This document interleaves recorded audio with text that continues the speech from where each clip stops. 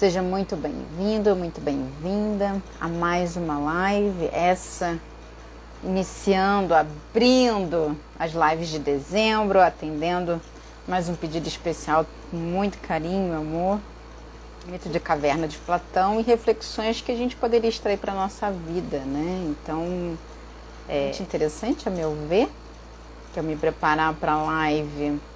Eu confesso que eu me emocionei em alguns momentos, então eu sinto que eu estou hoje mais sensível, mais mexida, né? Acho que tem a ver com a minha história de vida, tem a ver com as reflexões que Platão convidou a gente. É claro que foi Sócrates, né? Platão apenas fez aí esse intermédio. E tem a ver com espiritualidade, tem a ver também com emoções, né, hormônios, enfim, é um mix.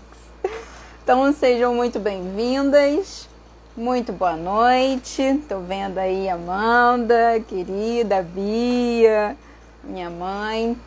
Essa live eu confesso que vai exigir coragem da gente, então de antemão, meus parabéns para vocês por estarem aqui, né? Porque a gente vai falar de quebra de tabu, vai falar de quebra de amarras.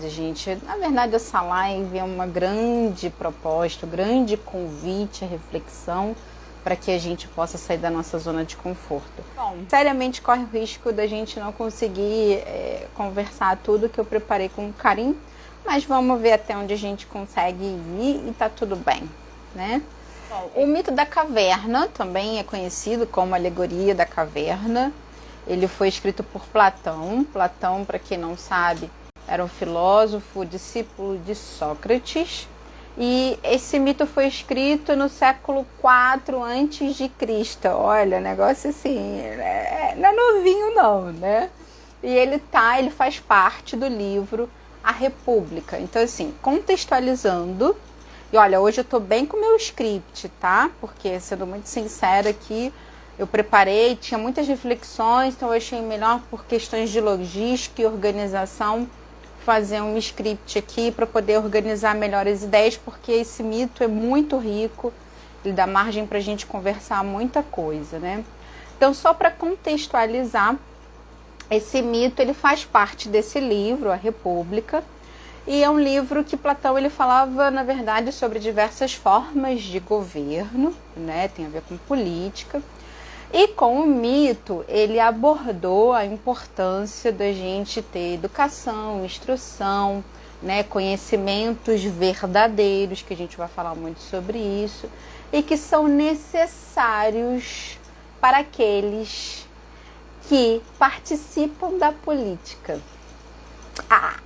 Só isso aí já dava uma live inteira, né? Mas aqui não vamos falar sobre política, né? Mas só essa frase, só essa introdução daria pano pra gente, né, conversar muito, tendo em vista os políticos que a gente tem aí, né? Enfim, mas fecha o parêntese. E aí vamos relembrar o seguinte, né? O que é política, né? O ato de governar, de você liderar um povo, uma sociedade, né?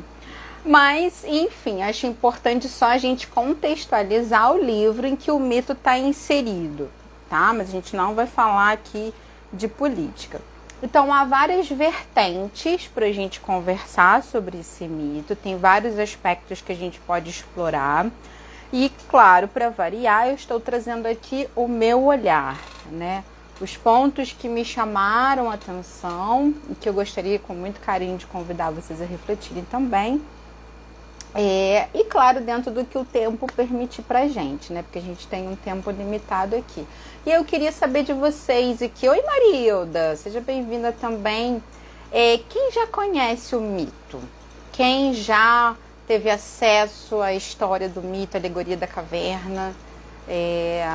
Já leu, já estudou, já viu algum vídeo, ouviu alguma coisa? Coloca no chat para mim, só para ter uma ideia. O mito da caverna, como eu falei antes, o Platão me escreveu, mas quem, na verdade, contou o mito, quem narrou ele foi Sócrates, né? E Sócrates era o mestre de Platão. Sócrates estava contando essa história para Glauco, um outro homem, né? E segundo filósofos do que eu pesquisei, foi uma forma que Platão encontrou de homenagear o seu mestre, né? E de disseminar, logicamente, as ideias de Sócrates, que ele tinha sido, para quem não sabe, Sócrates foi morto justamente por ter questionado as ideias do seu tempo, né? Por não aceitar, né, o que era estabelecido, o que era determinado pelos poderosos, pelos governantes da época da Grécia, né? A Amanda fala, conheço de estudar nas aulas de filosofia mesmo, mas nunca li. Bia não conhece, Marilda já ouviu falar. Legal, então a gente tem... A Amanda já estudou, né? E a Bia não conhece, Marilda já ouviu falar. E achei importante colocar aqui, né? Existem diversas formas de contar esse mito. Eu não fui na fonte original, né? Não peguei o livro, A República, para extrair, mas procurei selecionar fontes mais fidedignas para poder conseguir contar o mito para vocês, procurando dentro do possível mais fiel ao que foi contado na época. Mas, como eu falei, eu não fui direto à fonte, então pode ser aqui que eu também esteja me baseando por interpretações de outras pessoas, que eu percebi muito isso na minha pesquisa, né? Existem diferentes maneiras de contar o mesmo mito, e a gente vai falar sobre isso, né? Que acaba que aquela velha história, diante do mesmo fato, cada um tem interpretações diferentes da mesma realidade, cada um vai contar a seu modo, né? Mas essa metáfora, ela fala sobre como as pessoas se encontram alienadas no mundo em que vivem, né? Sem conhecer a verdade, sendo uma forma da gente refletir e da gente compreender a realidade que todos nós, sem exceção, nos encontramos, que nós, enquanto humanidade, a gente se encontra, né? E que também é uma forma de dizer como o ser humano pode se libertar dessa condição de escuridão, de alienação, né, de ignorância, que acaba nos aprisionando, né? E isso, como que a gente se liberta disso? Isso perpassa pela luz da razão, a luz da consciência, a luz do conhecimento verdadeiro, né? Passa pelo questionamento, pela instrução, pela verdade, pela busca da verdade. Então, esse mito, ele não diz respeito apenas ao passado, né, gente? Isso é super contemporâneo ainda. Vamos relembrar, esse mito foi escrito antes de Cristo. E a gente está em 2020 ainda vivendo isso, né? Então, a proposta de hoje é a gente refletir, a gente conhecer o mito e a gente refletir sobre ele, extraindo o que a gente pode extrair de aprendizado e aplicar na nossa vida, né? Porque tem uma correlação, isso ainda é muito vivo. E aí, aproveitando, né, assim, tem esse aviãozinho, compartilha com as pessoas corajosas como vocês que estão aqui. Que eu falei, hoje vai ser uma live que vai exigir coragem da gente. Que eu sei que vocês estão aqui querendo luz, buscando conhecimento, reflexões. Ó, tem tudo a ver com o mito, né? Mas que justamente a proposta é a gente se iluminar aqui juntos, a gente refletir juntos e a gente se brindar, se esbaldar aí dessas reflexões maravilhosas que Sócrates e Platão nos convidaram, tá? Então vamos lá, vamos conhecer o que o mito fala e depois a gente faz as reflexões, beleza? Tamo junto, meninas, mulherada, como sempre, peso, adoro! Então vamos lá. Haviam homens que moravam desde o seu nascimento numa caverna subterrânea, tá? E que eles viviam acorrentados tanto nas pernas quanto no pescoço, eram presos a correntes, né? De forma que eles não conseguiam mexer o pescoço, então eles não conseguiam virar a cabeça. eles só podiam ver o que estava na frente deles, né? E na frente deles se encontrava a parede da caverna. Então, eles com isso não conseguiam ver uns aos outros e nem ver a si próprio, tá? A gente vai precisar dessa informação depois. Atrás desses prisioneiros, desses homens, vinha uma luz de uma fogueira que era acesa, tá? Ela ficava o tempo todo acesa. E entre o fogo e os prisioneiros passava uma estrada meio que subindo, como se fosse uma ladeira, uma rampa, né? Como eles não podiam se mover, eles não enxergavam que tinha uma fogueira, que tinha uma estrada atrás deles e que inclusive tinha a saída, que era a entrada da caverna, tá? Atrás desses prisioneiros havia também um pequeno muro que eles também não conseguiam enxergar, como se fosse uma divisória entre os prisioneiros e a fogueira e essa rampa, tá? Então, nessa rampa, nesse muro, passavam homens que transportavam animais, objetos diferentes, na época eram pedras, madeiras, qualquer tipo de material eles transportavam. Então tinham pessoas que transitavam de forma mais livre na caverna e que esses homens não enxergavam essas pessoas, esses animais, esses objetos, tá? Só que por conta da luz da fogueira, esses homens, esses animais e esses objetos tinham as suas sombras projetadas na parede da caverna. Então, esses homens que estavam aprisionados, eles só enxergavam essas sombras projetadas e não os homens, animais, os objetos em si, tá? Alguns desses homens que estavam passando, que passavam por essa rampa, eles falavam, né? Outros seguiam em silêncio, mas de qualquer forma, o que chegava para esses prisioneiros era o eco dos sons, não era o som propriamente dito. Então, esses prisioneiros, eles associavam o eco que chegava, também que é o som distorcido, associavam com as imagens que eles viam nas paredes. Então, eles estavam entendendo, né, no mundo deles, o que eles conheciam de realidade eram aquelas sombras que emitiam aqueles sons que eles estavam ouvindo, que era o eco, tá? Então, eles achavam que aquelas sombras estavam falando tudo aquilo. Então, eles julgavam que essas sombras que eram vistas e esses ecos que eram ouvidos, ou seja, essas projeções, isso era a realidade. Um desses prisioneiros se liberta dessas correntes. E ao mexer o pescoço, porque aí como ele se libertou, ele agora conseguia mexer, ele viu a luz da fogueira. E aí, movido pela sua curiosidade, ele vai e caminha na direção da fogueira.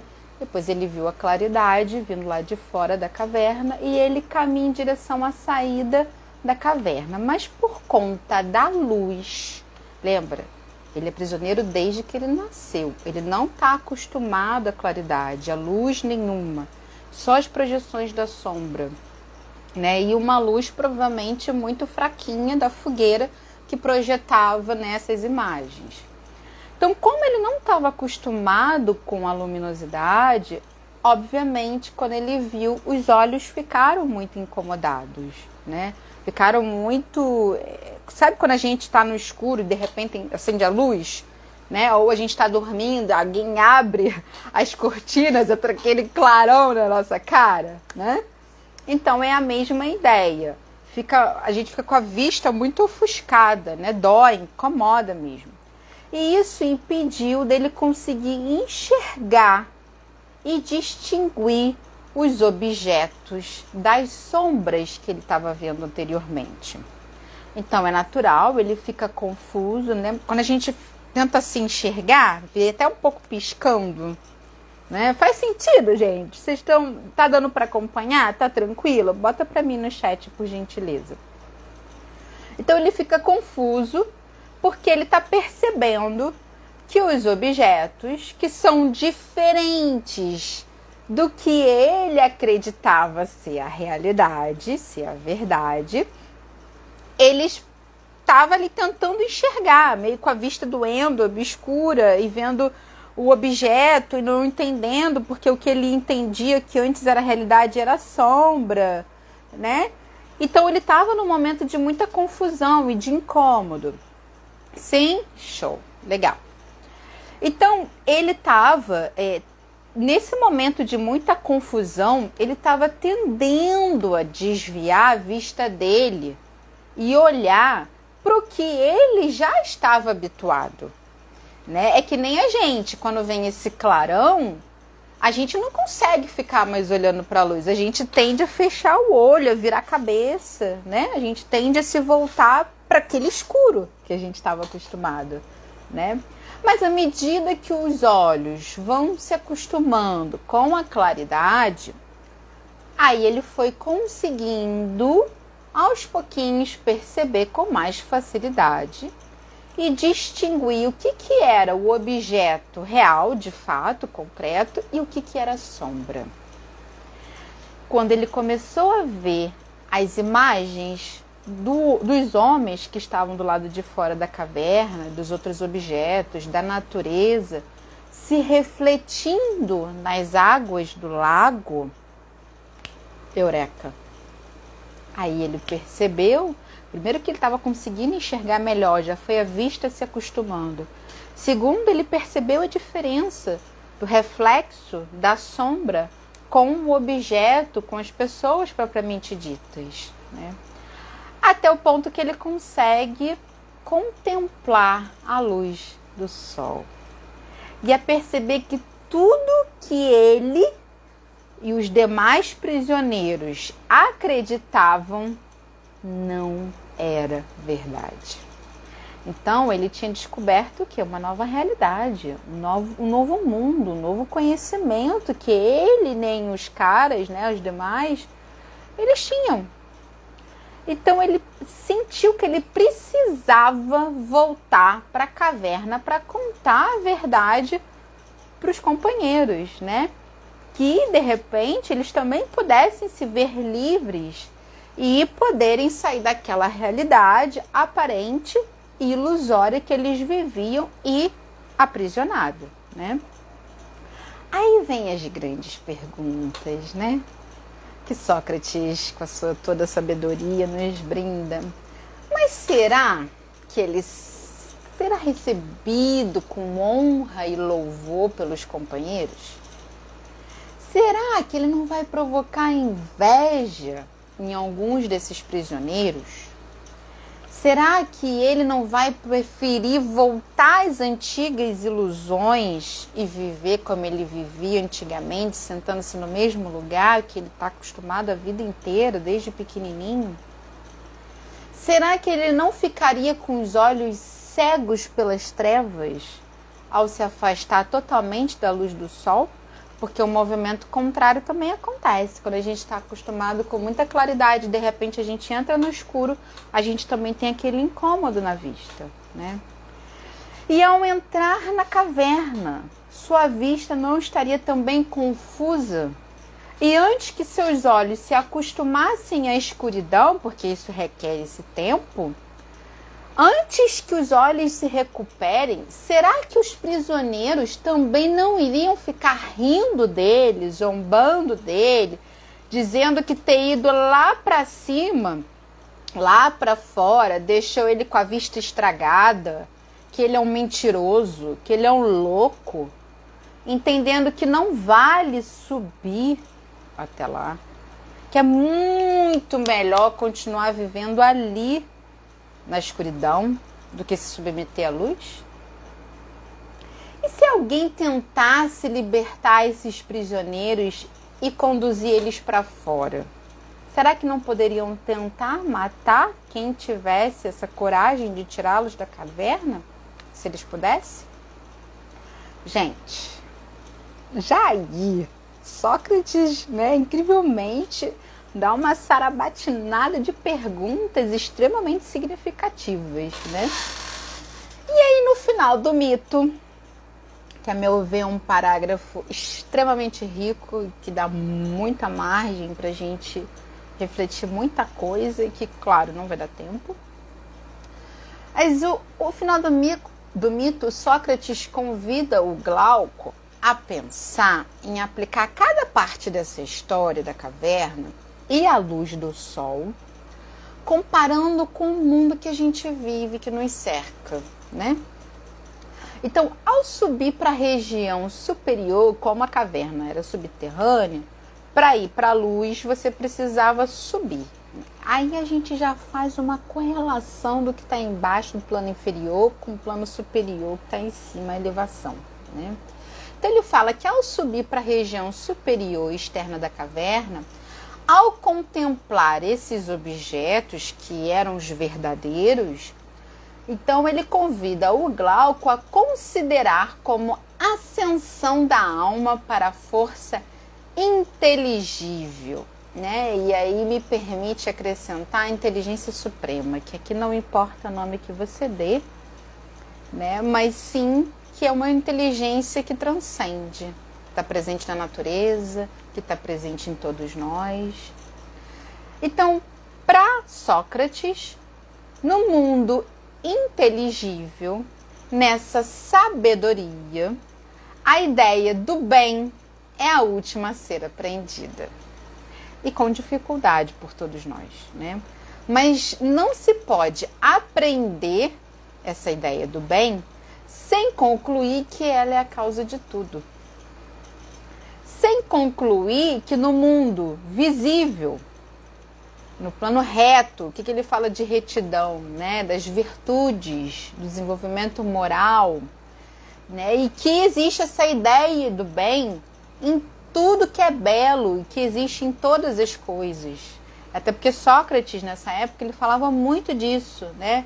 Da virtude, da moral, do belo, do bom, do conhecimento. Então ele fala que no mundo visível, e o que ele entende como mundo visível, né? O mundo das percepções. É essa ideia do bem, essa inteligência suprema, inteligível, ela que nos dá a luz, né? E aí fazendo analogia com a luz do sol, né? A luz que vem dessa natureza, dessa inteligência. E no mundo inteligível, é ela que é soberana e dispensa qualquer verdade e inteligência, né? E que é preciso a gente ver para a gente se comportar com a sabedoria na vida particular e na vida pública. E aí, gente, esse final, ele disse tudo em, claro, palavras mais, na época dele, rebuscadas, mas a meu ver, a interpretação que eu faço é que ele conecta muito, ele não usa, né, os termos que eu vou chamar de Deus, mas cada um chama do nome que fizer sentido, a essa inteligência suprema, essa inteligência que transcende, que está presente na beleza da natureza, que está presente na centelha divina, na consciência divina que existe em cada um de nós, que está presente no amor, na bondade, né, na ideia do bem. E quando a gente busca isso na nossa vida, que a gente, para a gente conseguir isso, como ele fala, a ideia do bem é a última que a gente aprende enquanto seres humanos e enquanto sociedade. Mas para a gente conseguir isso, a gente precisa praticar isso na nossa vida com sabedoria, tanto na vida particular quanto na vida pública. E aí, relembrando o contexto do mito, né, que está inserido no livro e que fala de política. E por isso que ele fala da importância das pessoas que exercem cargos políticos terem conhecimento, terem a ideia do bem, né? Terem conhecimento verdadeiro da sabedoria, né? Dessa luz, do que transcende. Enfim, é sensacional esse mito, gente. E aí eu queria saber de vocês, antes da gente começar as reflexões, né?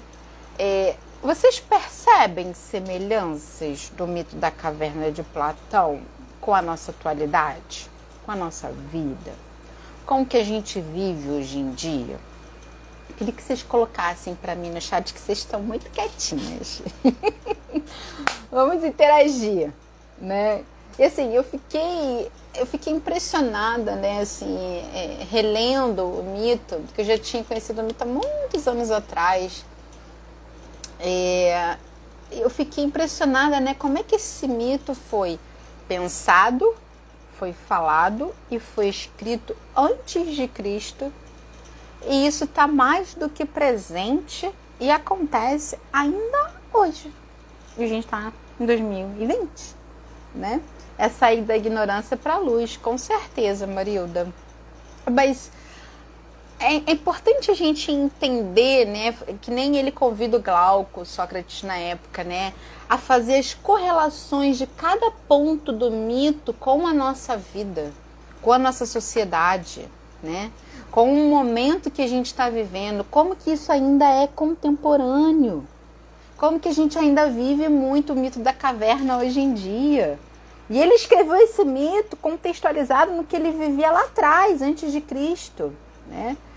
E aí, na minha pesquisa, entendendo ali os elementos que alguns filósofos estavam colocando, como assim, o que a gente pode entender de cada elemento, o que se simboliza, eu selecionei alguns e quero acrescentar percepções minhas juntas, tá? Quem seriam esses prisioneiros? Somos todos nós, que conduzimos a nossa vida com base nos conhecimentos do senso comum, né? Ou os conhecimentos que a gente traz com a nossa tradição, seja familiar, seja social, né? No contexto que a gente está inserido. É um mundo que a gente vive, né, de forma mais, nosso mundinho limitado, né? Quando a gente fica preso às nossas crenças, que muitas vezes a gente nem tem consciência delas, né?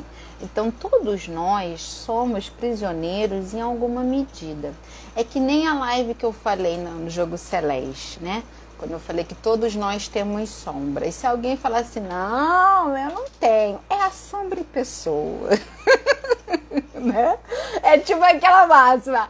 Aceita que dói menos. Né? É bem por aí. Então assim, todos nós, em alguma medida, somos prisioneiros da caverna. O que seriam as correntes? Né? É tudo que nos prende ao conhecimento falso das coisas. Né? Nos prende à ignorância, ao senso comum, né? E aí a gente pode pensar assim, né? O que é que nos prende a isso? A gente pode pensar em vertentes, mas, né, fazendo um brainstorm aqui, a nossa necessidade de se sentir aceito pelas pessoas, de pertencer ao grupo em que a gente faz parte, da gente se sentir amado, acolhido, apoiado, o medo do desconhecido, né?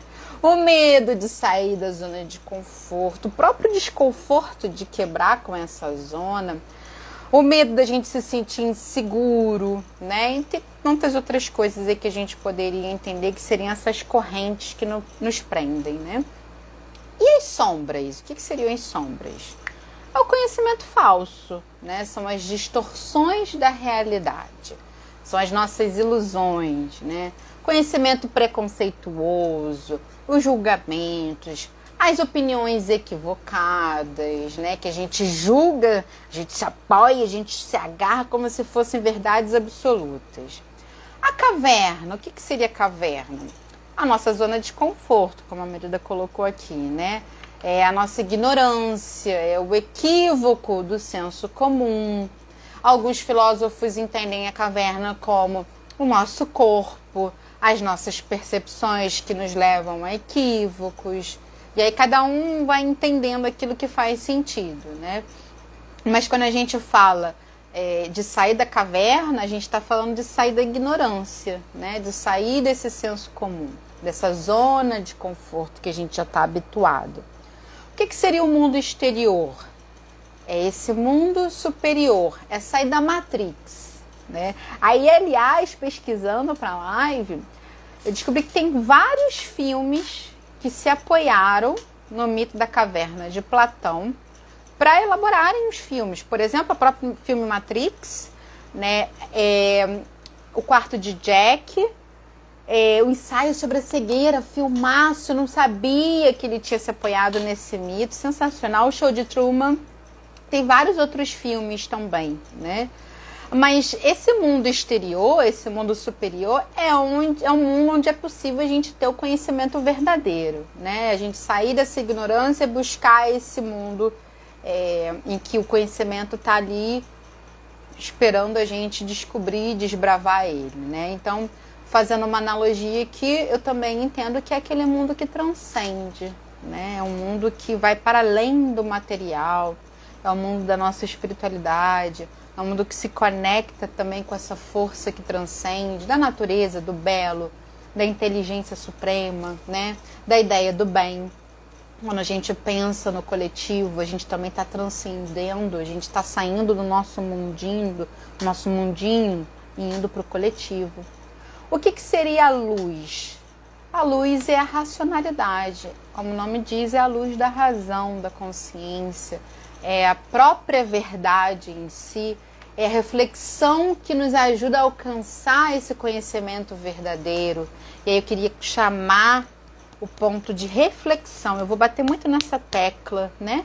Porque, inclusive, na live que a gente conversou sobre a inteligência emocional, como é que a gente desenvolve essa inteligência? Saindo do plano automático, saindo do padrão de repetição. A gente trazendo a consciência, a gente parando para a gente refletir, tomar consciência do que a gente está sentindo.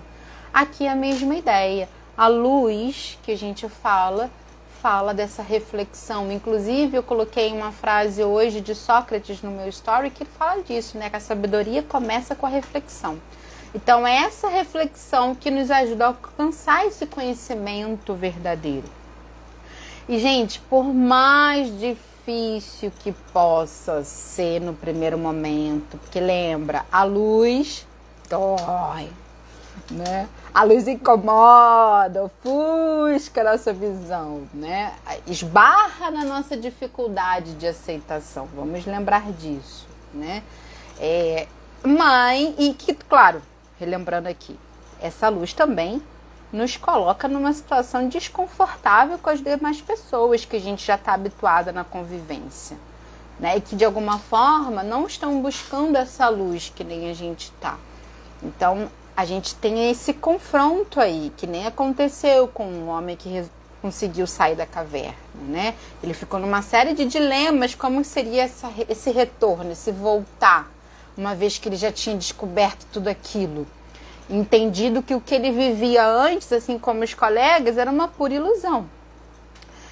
Mas que apesar disso tudo, desse desconforto, né? Dessa dor, desse incômodo, é essa luz que vai nos ajudar a ter a sabedoria necessária para a gente evoluir, enquanto pessoas, enquanto sociedade. Né?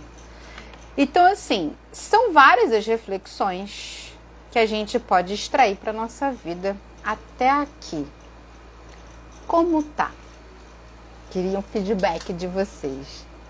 Oi, Salete, seja bem-vinda. Tá tranquilo?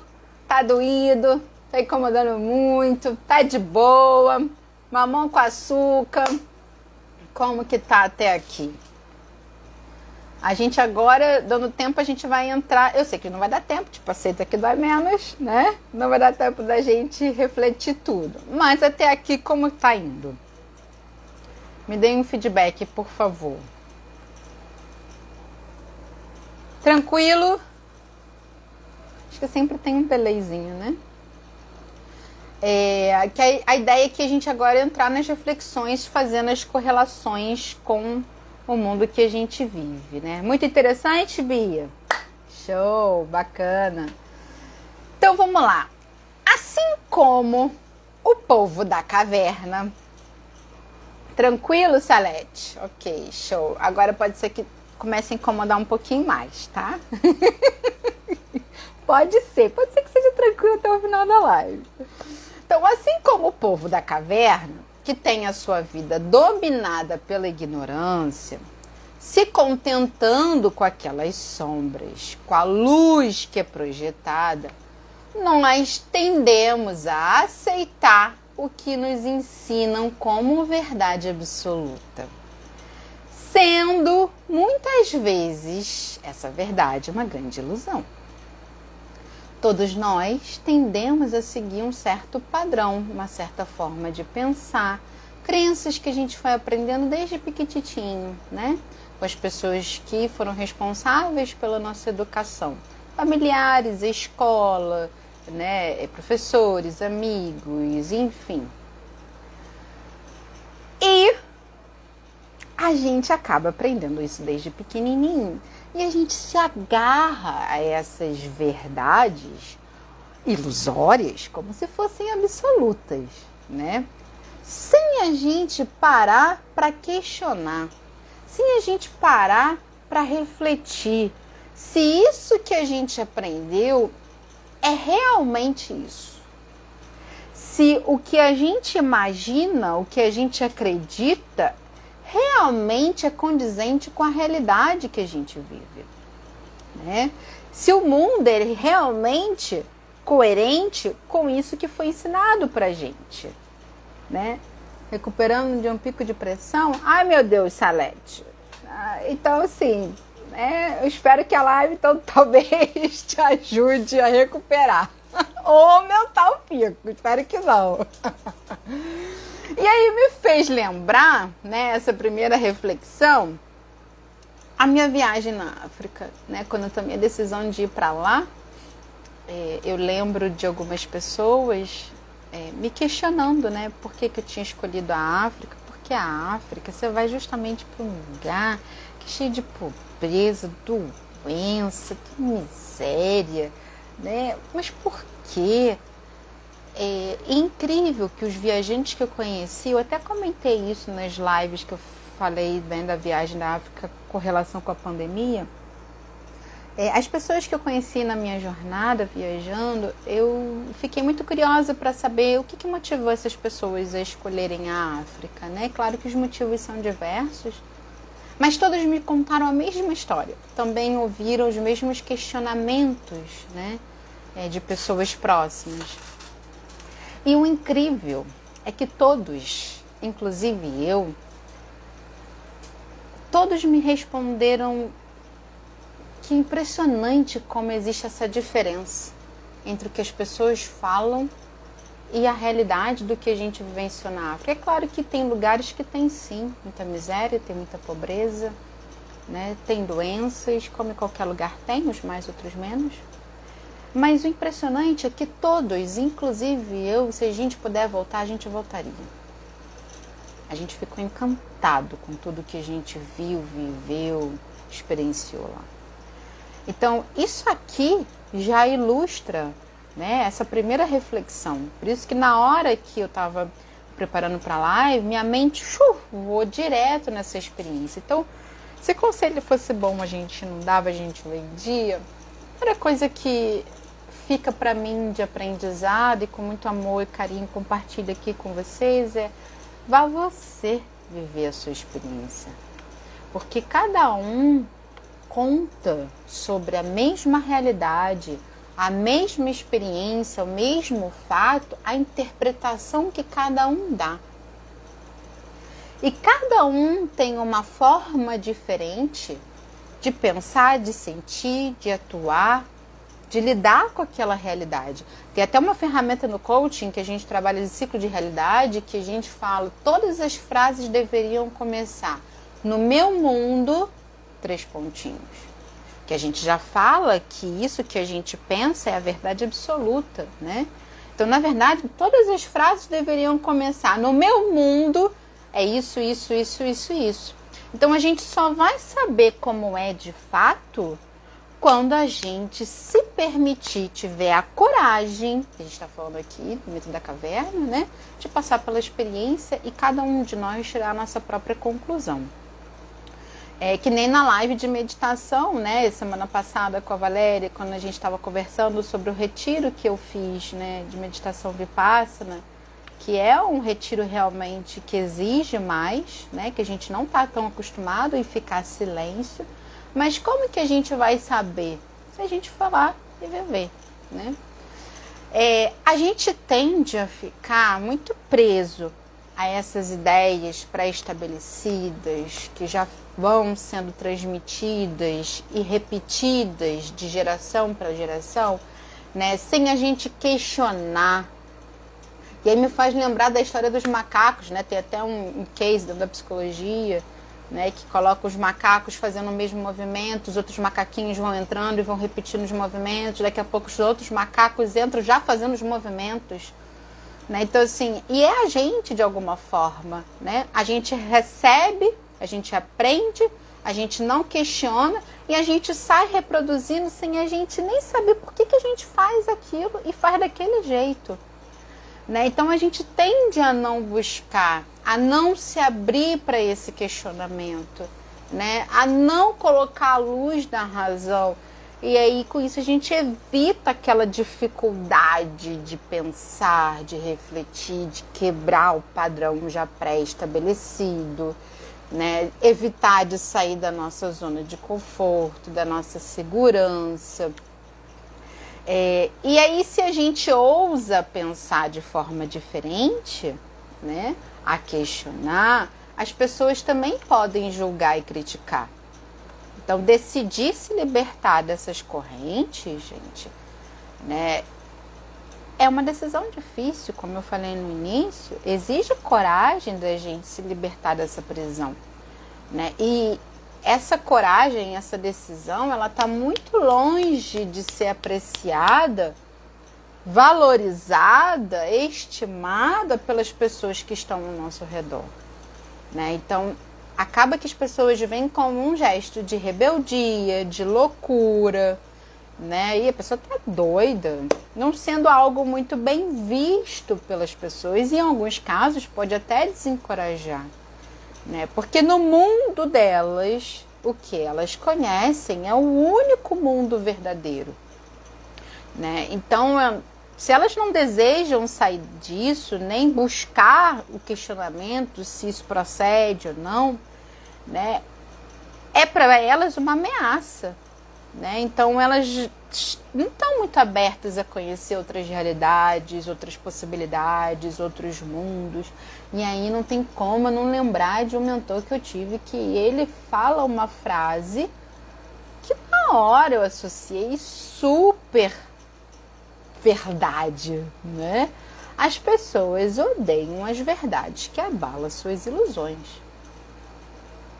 As pessoas não gostam.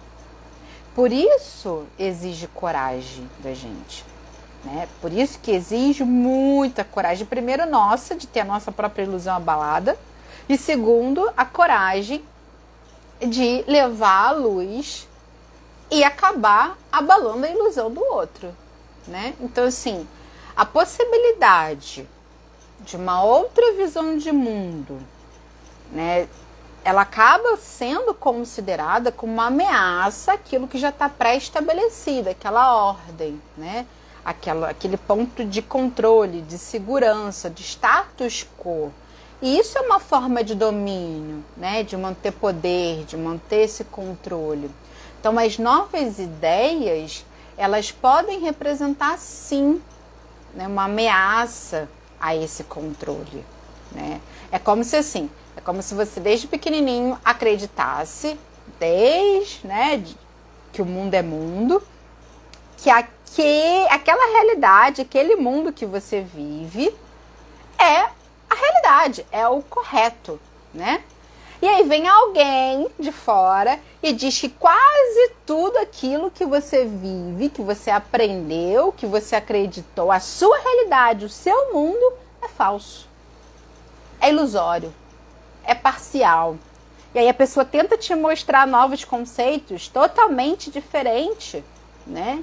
Então, só se a pessoa tiver muita mente aberta, muita disponibilidade interna para poder conseguir se abrir a isso. A maioria não é o caso. E aí vamos lembrar, foi justamente nessa época, foi por isso que o Sócrates foi morto pelos governantes da época.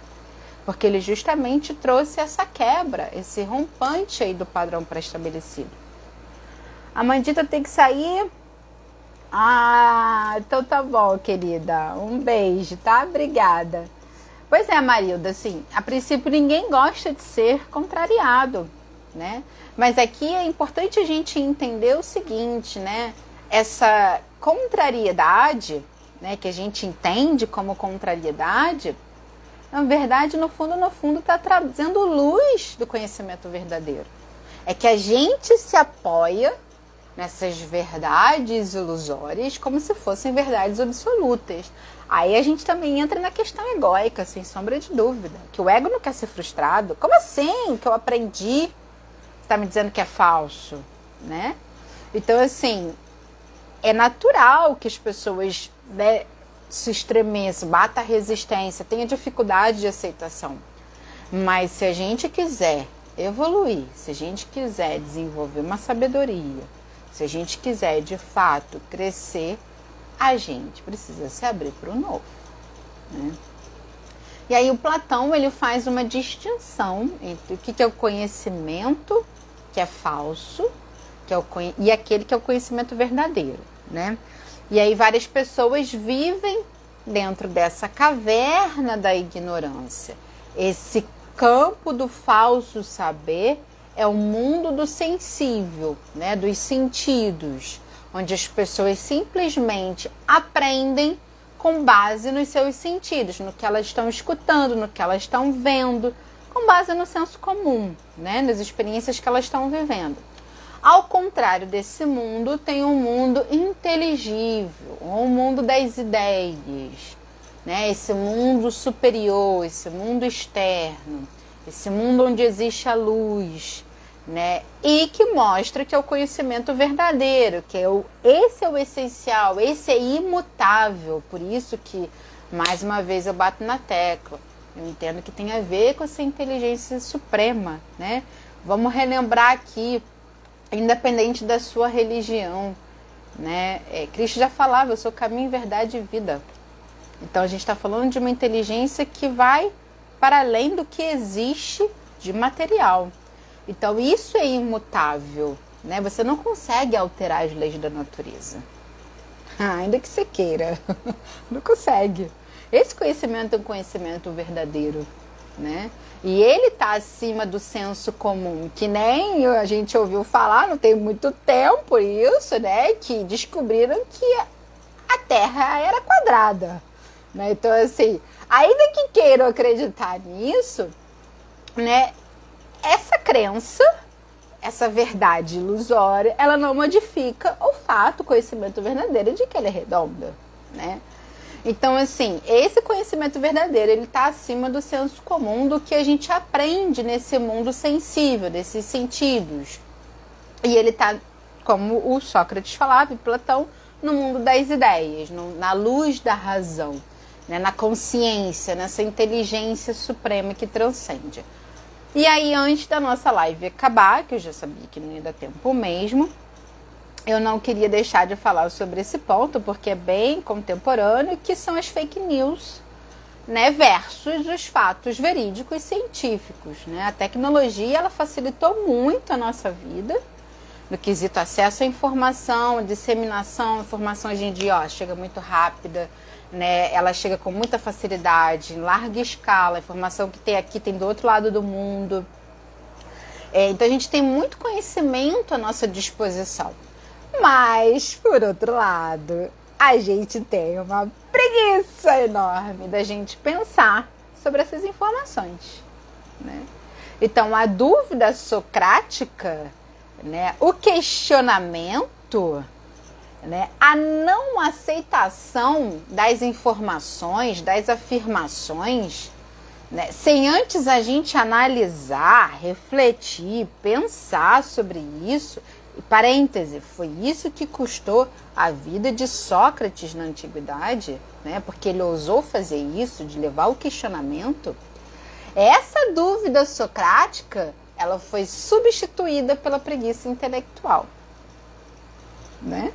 Então, assim, as notícias falsas, enganando aí cada vez mais as pessoas, que não se dão trabalho de checar a veracidade, a confiabilidade das informações e das suas fontes, né? Não sabem, muitas vezes, o que é informação falsa, o que não é, e não se dão trabalho de averiguar. Elas não estão sabendo que elas estão sendo enganadas, de que aquela informação é enganosa. E com isso, elas passam adiante e enganam outras pessoas. Então, elas também não têm consciência que elas estão enganando outras pessoas, passando informações equivocadas, né? Assim como os prisioneiros não sabiam que eles eram prisioneiros. Eles não sabiam que aquela sombra que eles estavam vendo era uma sombra. Para eles, aquelas projeções eram realidades, né? Então, essas pessoas não percebem que elas estão presas a esse senso comum, a esse mundo sensível, a essas informações falsas, enganosas, não verdadeiras, né? E a gente vive numa época de muito conhecimento, né? Que tá aí a torta direita, mas também de muita opinião rasa, de conhecimento superficial, né, de informação inútil, muitas vezes. Então, assim como os prisioneiros olhavam para as sombras e confundiam com a realidade, muitas vezes a gente está de frente para a televisão, de frente para o computador, de frente para o celular, de frente para as redes sociais, achando que a gente está lidando com a realidade, né? E aí não podemos esquecer o atual momento que a gente está vivendo de pandemia, né, em que as informações da própria Covid, né, tá aí divulgado pelos órgãos oficiais, mas é como se as pessoas preferissem permanecer no senso comum, na ignorância, na caverna, ao acreditarem mais nas informações vindas de redes sociais, de WhatsApp, que fulano, cicrano comentou, né, que é aquilo, não tem como eu lembrar também da lei do menor esforço. É mais fácil a informação que chega mais rápida, essa é a verdadeira. Sem a gente colocar a luz da razão do questionamento, né? E quando a gente convida essas pessoas a buscarem uma fonte confiável, a investigarem, a raciocinarem, né, a questionarem, a conhecerem aquela verdade que pode ser bem diferente do que elas estavam pensando, elas se negam e preferem continuar na caverna de Platão. Então, assim, gente, eu sei que não vai dar tempo de eu compartilhar todas as reflexões, né? Ficaram faltando algumas, mas eu não queria encerrar sem antes a gente falar sobre esse finalzinho aqui que eu separei, né? Pela nossa condição humana e social, não tem como a gente eliminar esse mundo de sombras, né? A gente faz parte deles e aceita que dói menos, né? Mas a gente pode se esforçar para que essas sombras fiquem cada vez mais nítidas e a gente consiga diferenciar elas, né? E a gente não desistir da nossa curiosidade, que é ela que nos impulsiona a buscar esse conhecimento verdadeiro, e que essa busca pela luz da razão seja muito maior do que a nossa vontade de ficar na nossa zona de conforto dentro da nossa caverna. E eu gosto muito dessa frase, que eu fiz uma sopa de letrinhas, uma miscelânea de conhecimentos que eu fui entendendo, que faz muito sentido para mim.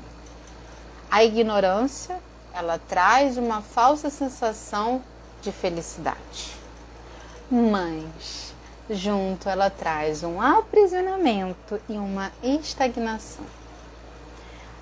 E o conhecimento, ele traz a consciência, ele traz a responsabilidade, que nem sempre é gostosinho, dói, às vezes incomoda, por isso que a gente não quer, mas junto ele traz a liberdade e o crescimento, a nossa evolução.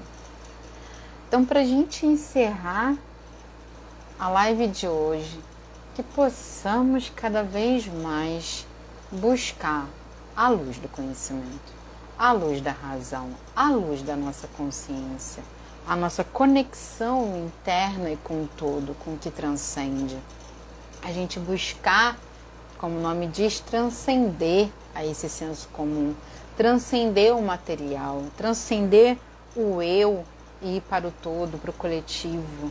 Que a gente possa, por mais que doa crescer, que a gente vá com dor mesmo. Por maior que seja o medo de sair da zona de conforto, que a gente se liberte e vá com medo mesmo. Porque a gente está aqui para isso. Gente, eu espero que tenha feito sentido para vocês. Espero que tenha dado para acompanhar. Eu sei que é um assunto, às vezes, que requer mais tempo para a gente poder trocar ideias, mas eu espero de verdade que tenha feito sentido para vocês como fez para mim. Que bom, Marilda, fico feliz de saber que fez sentido para você, que teve uma congruência, uma coerência. Conseguindo salvar, eu vou colocar disponível, né, para assistir a gravação e depois vocês deixarem um comentário de vocês, porque como é um assunto mais denso, mais profundo, filosófico, né, que a gente falou de várias nuances aqui, eu espero que tenha feito muito sentido. Tá bom? Um beijo. Muito obrigada pela presença, pela participação de vocês. E a gente se vê semana que vem. Tá bom? Beijo.